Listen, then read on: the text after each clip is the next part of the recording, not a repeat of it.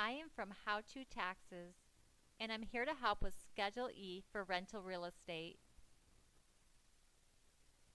In the example for our video, you bought a single family residence. The cost was $140,000. The land cost was $25,000.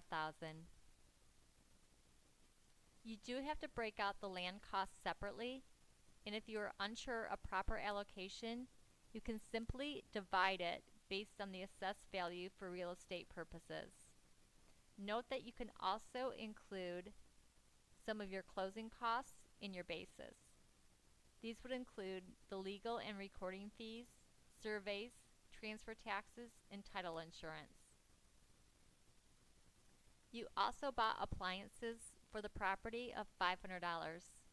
You received rents of $4,500 and deposits that you used for a month's rent of $1,000. You also paid for some expenses for the property during the year.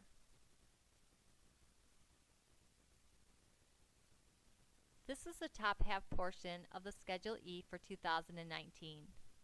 At the top of the form, put your name and Social Security number. Under Part 1, Line A, you can check the box No, as you did not make any payments to a business for over $600 for services. Thus, you can leave Line B blank. On Line 1A, put the address of the rental. Under Type of Property, put a 1 for single family residence. If it was a duplex, put 2. Under Line 2, you can leave this blank as there was no personal use. QJV stands for Qualified Joint Venture. If you're doing this with your spouse, you could check this box, thus avoiding the filing of a partnership return.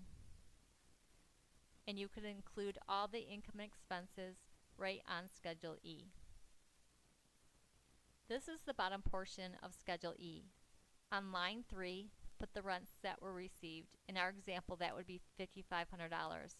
That includes the $4,500 of rents and the deposit that you used for a month's rent. If you were going to hold on to the deposit and return it to the renter at the termination of the lease, you would not need to include it in income, and then Line 3 would be $4,500. The IRS includes some of the more common expenses for a rental property right on the form. If you had any that were not listed, they would go on Line 19. I included some of the most common ones for our example. I did not include any auto and travel, which would be Line 6, because sometimes travel to the rental can be considered commuting, but I do have a commuting video out that you can watch to determine if any of yours are deductible, and then they would go on Line 6. On Line 9, put your insurance.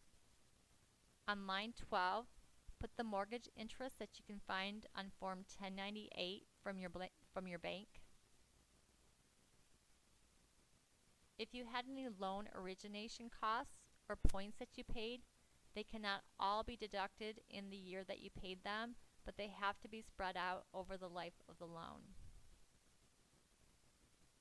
On Line 14, put your repairs. On Line 16, your property taxes. And on Line 18, your depreciation expense. You will have depreciation expense if you have any assets that you put into the rental that are going to last for over a year. And if it is the first year of the depreciation, you have to fill out and attach Form 4562 to your return. This is the top portion of the Form 4562.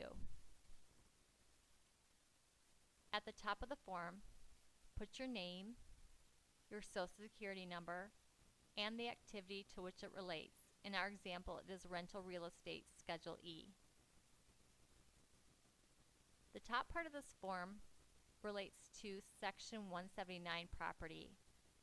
Section 179 property is property that you can expense the entirety of the costs in the first year.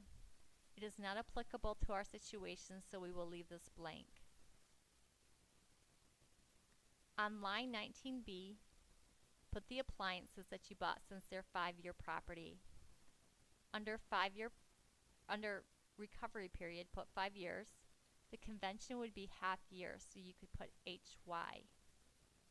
Note that if you purchased over 40% of your assets in the last 3 months of the year, the convention might change to mid-quarter convention.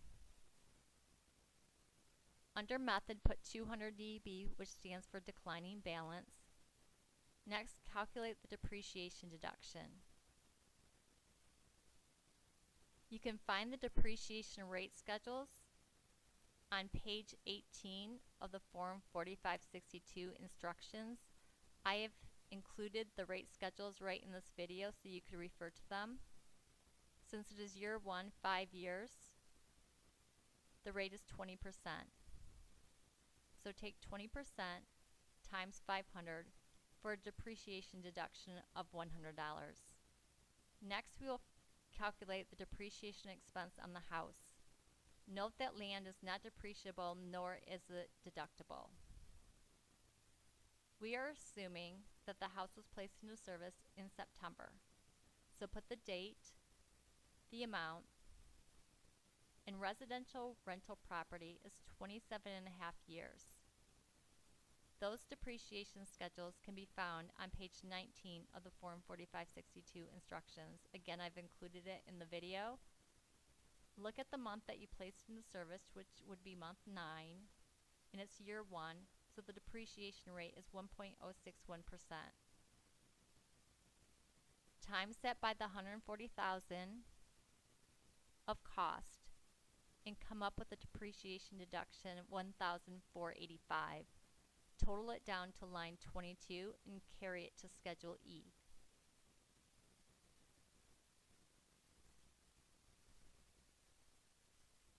Total all the deductions down, all the expenses, to line 20. On line 21, put your income, which in our example is $315. On line 23, put all the amounts from the appropriate lines which the IRS indicates. You can follow my example down to know the proper amounts to put down. On line 24 and 26, since we have income, put that down, and that is carried to Schedule 1, line 5 of the Form 1040. We are all done. Thank you for watching. I am from How to Taxes. Subscribe for future tax videos and tax tips.